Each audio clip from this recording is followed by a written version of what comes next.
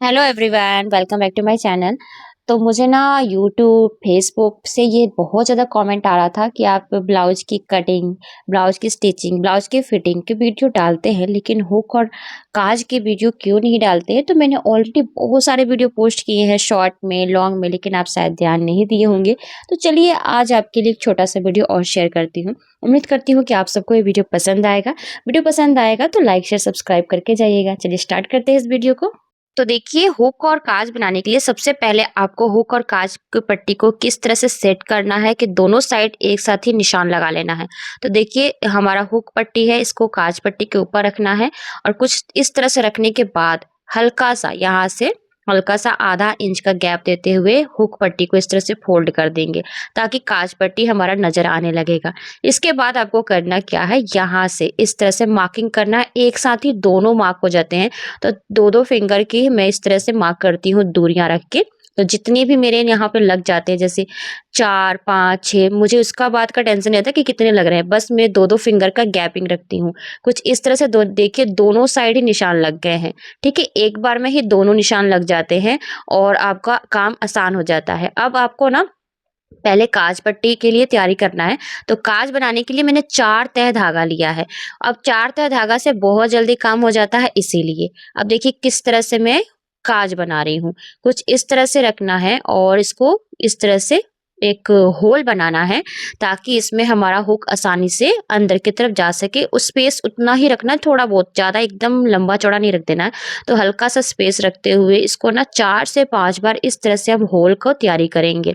वैसे आजकल बहुत सारे ट्रेंडिंग में आ रहे हैं कि कुछ न्यू जो काज की बनावट है उस तरह से बनाते होते हैं। मैं आपको जैसे मैं पहले बनाती थी वही वाला शेयर कर रही हूँ। तो देखिए इस तरह से मैंने 2 बार किया, ये तीसरा बार मैं इस तरह से होल की तरफ जा रही हूँ। और उसके बाद फिर चौथा, पांचवा, जितनी बार आप थोड़ा सा मजबूती बनाए रखना चाहते हैं उस हिसाब से बना सकते हैं। तो मैं कुछ इस तरह से, ये 4 बार हो गए। तो जैसे 4 तय होते हैं ना तो जल्दी बन जाते हैं। ठीक है, तो आपको ज़्यादा मेहनत नहीं करना पड़ता। 4 से 5 बार करिएगा तो आराम से ये बहुत मोटा हो जाता है। और जितने भी मैं काज बनाती हूँ उसको एकदम मजबूती वाला ही बनाती हूँ, चाहे मेरे कस्टमर का हो चाहे अपना हो। अब देखिए इसके बैक साइड से जो सुई है ना, उसके बैक साइड से इसको इस तरह से आपको गांठ लगानी है।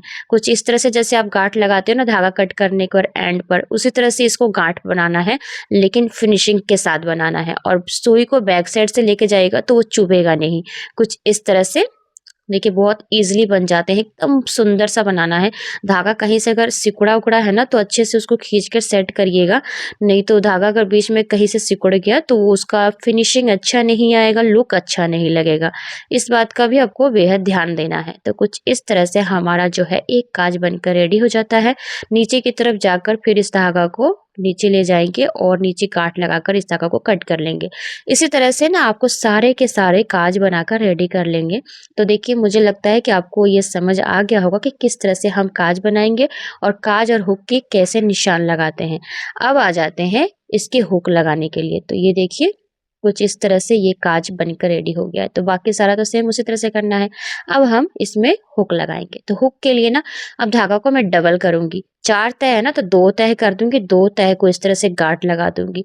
क्योंकि अब काज के लिए 4 तह की ज़रूरत थी लेकिन हुक के लिए 2 तह की ही ज़रूरत है।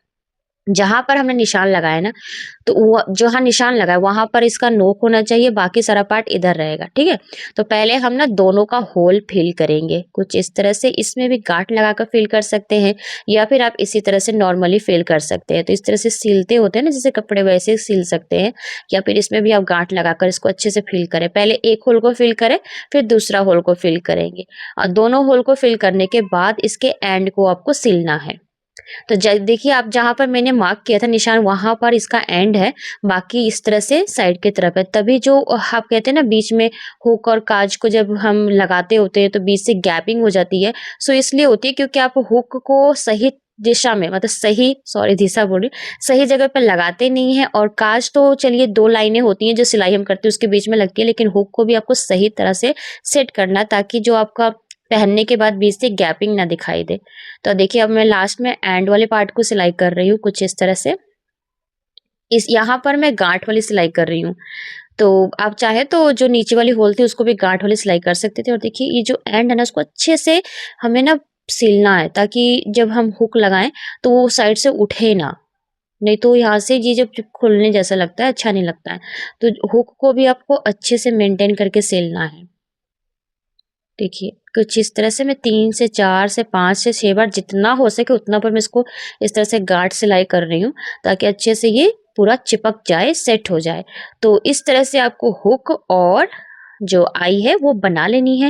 उम्मीद करती हूँ आपको ये दोनों चीज़ें अच्छे से लगानी आई होंगी। साथ में तीसरी चीज़ कि आपको इसका निशान लगाना अच्छे से आ गया होगा। एक बार में ही दोनों तरफ का निशान कैसे लगाएँ वो आपको समझ आ गया होगा। तो इतना वीडियो आपको समझ आ गया होगा, तो अगर पसंद आया हो तो लाइक ज़रूर करके जाइएगा। ये देखिए कुछ इस तरह से हमारा यहाँ से फिनिशिंग आ रहा है, ठीक है? बाकी तो सेम वैसे ही है, मैं एक-एक करके आपको लगा कर दिखा रही हूँ। तो देखिए कुछ इस तरह से और आराम से ईज़िली ये निकल भी जाते हैं, क्योंकि मैंने उतना ही स्पेस छोड़ा जितना हुक में जाने की ज़रूरत है, उससे ज़्यादा नहीं लगाती हूँ। तो चलिए मिलते हैं नेक्स्ट वीडियो में, तब तक के लिए राधे-राधे, बाय।